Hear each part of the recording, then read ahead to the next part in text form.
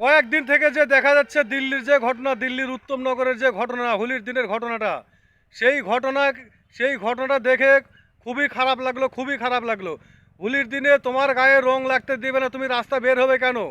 তুমি রাস্তায় বের হবে কেন? হোলির দিনে তোমার গায়ে রং লাগতে দিবে না। সামান্য একটু ভুলের জন্য একটু রং পড়েছে, তাই তুমি পাড়ার যত যত গুন্ডা বাহিনী আছে সবাইকে ডেকে নিয়ে এসে সেই বাচ্চাটাকে মেরে ফেললে। এই উত্তমনগরের এই বাচ্চাটাকে মেরে ফেললে এইভাবে। আর মেরে তোমরা পার পেয়ে যাবে, এটা কি করে ভাবলে তোমরা? কি করে ভাবলে? হিন্দুরা কি হাতে চুরি পরে বসে আছে নাকি দিল্লিতে? এটা দিল্লি সরকার, এটা ওটা অন্য কোনো জায়গার সরকার না। এটা দিল্লি সরকার। দেখো এখন কেমন লাগে, বলেছিল বুল্লে যাতে তোমাদের বাড়ি ভাঙবে, ভেঙে দিয়েছে, কেমন লাগে এবার দেখো। এইবার তার এরপরে আরও সাজা আছে।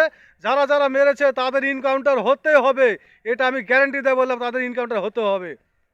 দিল্লিতে যারা যারা উত্তমনগরের ছেলেকে মেরেছে, সেই বাচ্চাকে মেরেছে সামান্য একটু বোরখাতে রং পরা নিয়ে, তাদের ইনকাউন্টার হতেই হবে। হবে, এটা আমার বিশ্বাস আছে, হবেই। আর এই যে যেটা আমার বিশ্বাস ছিল, বলেছিল প্রথমে যে বুল্ডোজার লাগবে, বুল্ডোজার বাড়ি ভাঙতে হবে, ভেঙেছে, তাই করেছে। যেটা বলেছে সেটাই হয়েছে, ভেঙেছে তো। এত সাহস আসে কোথার থেকে তোমাদের? হ্যাঁ, কোথার থেকে আসে তোমাদের এত বড় সাহস?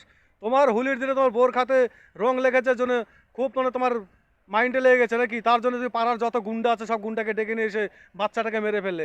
আর মসজিদে যখন হুজুর রাত ৩টার সময় একজন ডাকতে গেল হুজুরকে, আর হুজুর সেখানে কামটা সেরে নিল, সেটা খুব ভালো। তখন তোমরা কোথায় ছিলে? কোথায় তোমাদের প্রতিবাদ গেল তখন? আর এখন সামান্য একটু রং পড়েছে বোরখাতে, বিশাল তোমাদের অন্যায় হয়ে গেছে না? বিশাল কিছু অন্যায় হয়ে গেছে।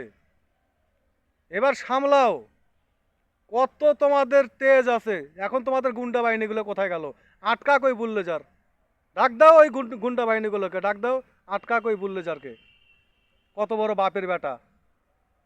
দেখো এবার ইনকাউন্টারের জন্য অপেক্ষা করে থাকো।